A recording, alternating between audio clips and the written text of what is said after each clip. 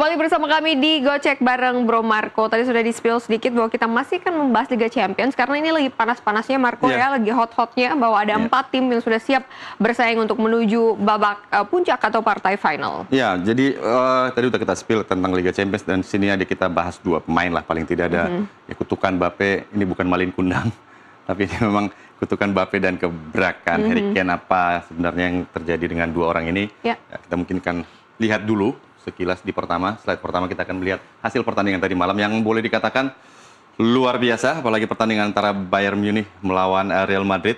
Ini pertandingan yang boleh dikatakan akhirnya kita menemukan pertandingan Liga Champions yang sebenarnya. Jadi berbalas gol, comeback, dan akhirnya tuan rumah Bayern Munich akhirnya bisa menang dengan agregat yang cukup tipis. Jadi kalau kita lihat ini adalah perjalanan Real Madrid dan Bayern Munich bermain dengan skor 4-3 di sini dari malam, dan mereka akhirnya unggul agregat karena sebelumnya juga menang dengan skor 2-1 dan berhasil melaju ke babak semifinal. Lalu ya sebentar, Liverpool kemarin sudah kalah. Ini sepertinya ada yang keliru nih. Ada yang keliru nih. Nggak apa-apa, mungkin bisa kita bahas aja ya. Ini memang sengaja dikeliruin. Jadi harusnya di sini adalah Bayern. Ini kan Bayern yang lolos, yang dari sini harusnya ada di sini nih PSG. Dia harusnya lawannya PSG bukan sih? Ya kan, benar ya. Lalu di sini Atletico, ketemunya Arsenal. Jadi agak keliru nih. Jadi Arsenalnya harusnya posisinya terbalik. Jadi oke lah. Jadi intinya adalah Bayern lolos dengan penampilan yang luar biasa, permainan yang cukup baik tadi malam, menghibur, menegangkan, dan Real Madrid harus rela gagal ke semifinal gara-gara 1 kartu merah setelah kartu merah Camavinga, dan mereka kebobolan 2 gol dan akhirnya berbalik atau tertinggal dengan skor 4-3. Dan kalau kita lihat Arsenal justru sebenarnya bermain underperform, bermain di kandang sendiri malah mainnya cuma 0-0. Tapi kalau kita lihat 4 tim yang lolos ke babak semifinal, di sini ada PSG yang kemarin menyingkirkan Liverpool dengan agregat 4-0. Ini adalah tim yang dalam 3 musim terakhir itu berhasil lolos ke babak semifinal. Dan musim lalu mereka itu berhasil juara untuk pertama kalinya. Jadi bukan tim kaleng-kaleng, walaupun mereka masuk ke babak fase knockout itu lewat playoff. Dan di sini membuktikan bahwa Luis Enrique masih cukup baik menangani tim PSG, dan sejauh ini boleh dikatakan tim yang cukup bermain sangat baik dan produktif. Lalu ada Bayern Munich. Kita tahu Bayern Munich adalah tim yang langganan juara ya, udah 6 trofi mereka dapat sejauh ini Liga Champions. Sementara Atletico Madrid, tim yang solid juga dengan pelatih yang itu saja nggak berubah sejak beberapa tahun terakhir, sudah cukup lama di sana, dan udah 3 kali juga lolos ke partai final di sekitar 70-an, terus 2014, 2015 mereka juga berhasil lolos ke partai final walaupun akhirnya kalah. Lalu ada Arsenal. Nah, ini Arsenal cukup menarik juga. Ini adalah tim yang sampai saat ini belum pernah kalah dari fase league sampai ke babak knockout, dan mereka sedang mengejar trofi pertamanya setelah kehilangan 2, dan ini merupakan kesempatan mereka apakah bisa memenangkan Liga Champions dan semifinal kedua mereka dalam 2 tahun beruntun. Dan ini katanya menjadi rekor yang langka karena sejak 140 tahun Arsenal berdiri, baru kali ini Arsenal berhasil back to back semifinal, bukan back to back juara ya, ini masih back to back semifinal. Gak apa-apa, itu namanya usaha ya Marco ya. Siapa tahu nanti di babak selanjutnya bisa lolos dan juara gitu maksudnya. Tapi perjuangannya cukup berat karena memang harus berhadapan dengan Atletico Madrid. Atletico Madrid kita tahu juga tim yang solid. Mereka mengalahkan Barcelona di babak sebelumnya, dan ini tentu menjadi ujian yang cukup berat bagi Arsenal. Yang kalau kata Mikel Arteta, pemainnya itu banyak yang kelelahan karena jadwal liga yang cukup padat. Nah, lalu dari perempat final kemarin, nah itu kita melihat ada 2 pemain yang sebenarnya cukup disorot. Yang pertama tentu saja Kylian Mbappe.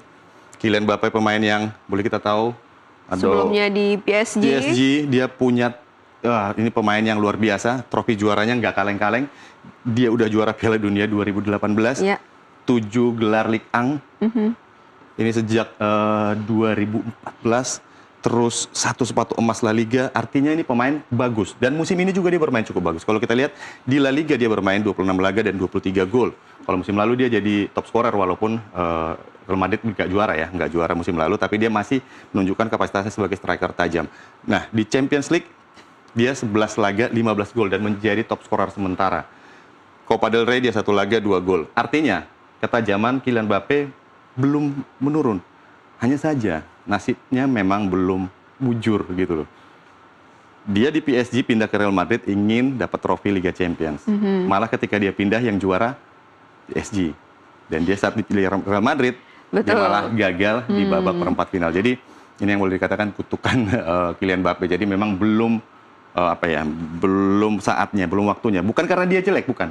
Karena memang ya kita lihat kemarin pertandingan juga berjalan cukup seru dan mereka sempat memimpin juga 2 kali dan sebelum akhirnya Bayern Munich comeback dan Kylian Mbappe mencetak gol di situ. Ya. Tapi akhirnya kalah setelah kartu merah Camavinga dan mereka tertinggal dan akhirnya kalah agregat. Dan apakah ini akan menjadi penantian yang masih berkepanjangan, kita masih akan tunggu untuk musim depan karena di Liga juga sebenarnya Real Madrid juga masih struggling ya. Jadi boleh dikatakan kutukan Mbappe masih di awal-awal nih. Apakah berkepanjangan seperti Harry Kane?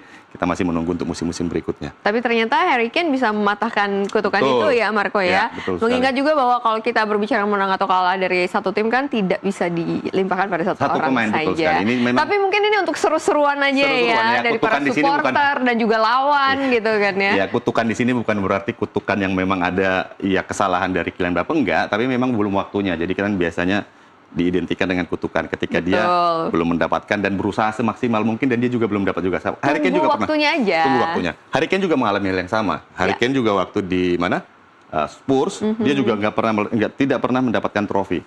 Orang mengatakan bahwa pencetak gol subur tapi nggak ada trofi gitu loh. Tapi ketika dia pindah ke Bayern Munich dia langsung dapat trofi Bundesliga. Nah musim ini kesempatan Harry Kane untuk dapat trofi Liga Champions terbuka lebar karena mereka lolos ke semifinal dan Harry Kane bermain cukup baik dengan 12 gol sejauh ini di Liga Champions dan masih mungkin mengejar Kylian Mbappe di posisi pertama karena dia masih menyisakan paling tidak di semifinal 22 pertandingan. Lalu kalau dia lolos ke final berarti ada 3 pertandingan yang mungkin membuat Harry Kane bisa menambah koleksi golnya, sementara Mbappe boleh kita katakan udah selesai, udah berhenti tadi malam. Jadi maksimal Mbappe hanya 15 gol, sementara Harry Kane masih bisa melebihi 15 gol karena jarak mereka hanya 3 gol saja. Ya, tipis ya. Ya, jadi itu makanya kenapa kita sebut gebrakan Harry Kane karena kepindahannya ke Bayern Munich membawa efek yang cukup baik. Sebaliknya dengan Kylian Mbappe seperti itu, Mai. Apa yang bisa kita pelajari dari kepindahan Harry Kane dan akhirnya memutuskan kutukan itu? Iya, mungkin yang bisa kita pelajarin adalah kalau memang belum waktunya, jangan nggak usah dipaksa. atau kamu harus pindah ke tempat di mana kamu dihargai. Itu idealnya. Ya, Mbappe juga sebenarnya kan dihargai di Real Madrid sampai akhirnya dia bersitegang dengan pelatih sebelumnya, Xabi Alonso. Nah, itu dia. Karena ada di satu tim besar dengan banyak bintang juga. Itu kan itu sebuah persaingan bagi para pemain juga kan, Marco? Iya, betul sekali. Kamu aja yang di sini apa gimana? Kayaknya analisismu lebih bagus. Enggak dong. Soalnya job desk-nya berbeda. Beda. Jadi ya itu tadi memang semifinal Liga Champions musim ini cukup menarik ya.